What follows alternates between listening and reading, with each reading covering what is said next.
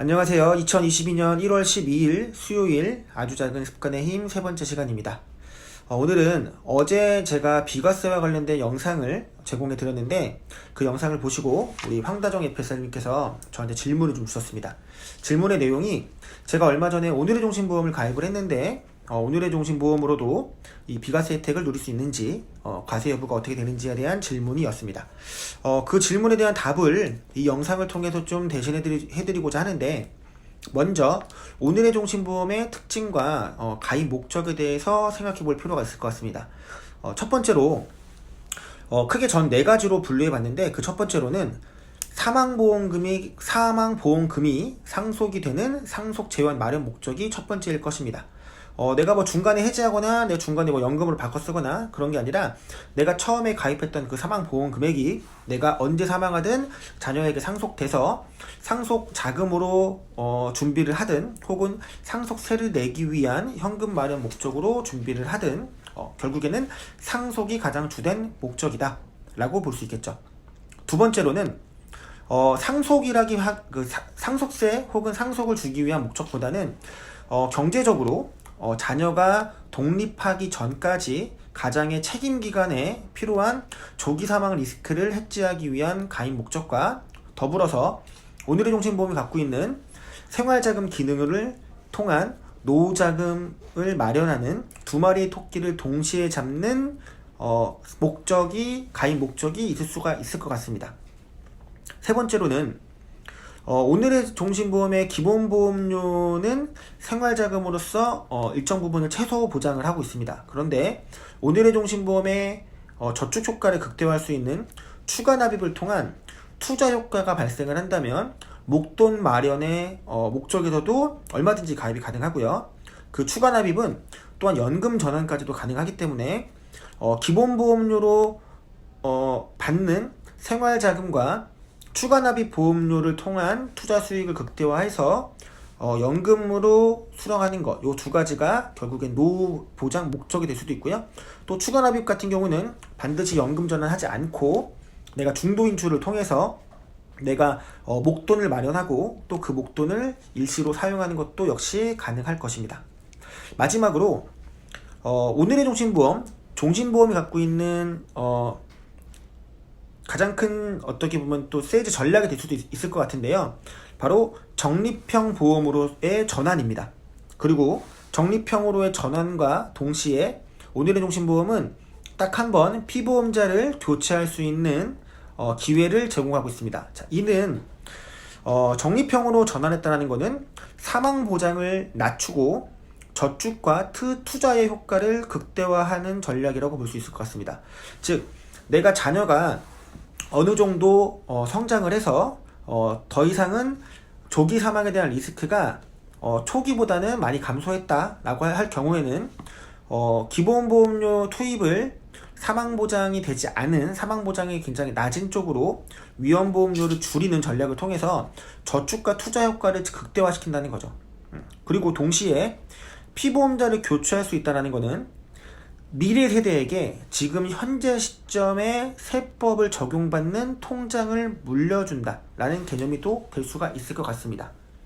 자, 정리해보자면 오늘의 종신보험은 크게 이 방금 말씀드린 네 가지로 분류해 볼 수 있을 것 같은데요. 가입 목적을 이 가입 목적에 따라서 우리 황다정 FSR님께서 질문 주신 과세와 세금적인 비과세가 를 검토해 볼 수 있을 것 같습니다. 첫 번째로 일단 모든 조건은 어제 제가 설명드린 비과세 조건을 다 맞춰진 상태라고 가정을 한다면 생활자금은 사실 좀 논란이 있는 게 사실입니다. 하지만 현재까지는 생활자금은 비과세가 된다는 게 업계 통상적으로 이해하고 있는 수준이라고 보시면 됩니다. 그리고 두 번째로 추가 납입 보험료에 대해서는 역시 저축과 투자 효과가 극대화될 수 있기 때문에 비과세 조건이 맞는다면은 그 투자 수익이 다 비과세 혜택을 받을 수가 있다.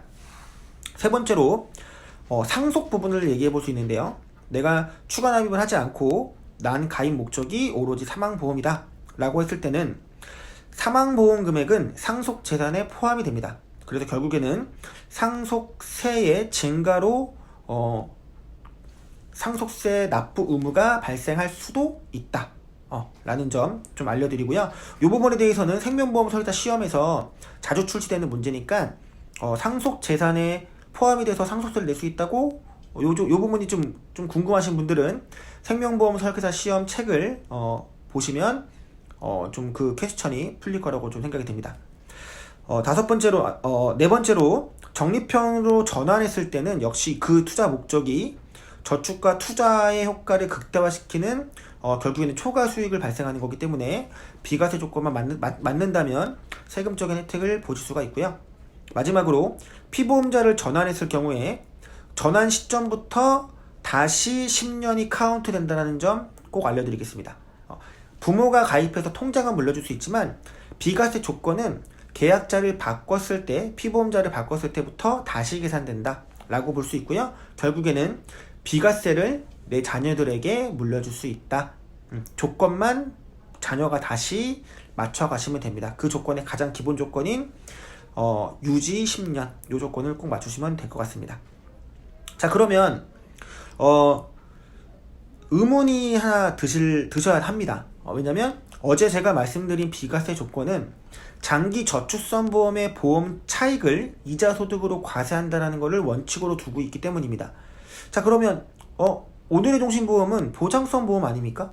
근데 비과세가 될까요?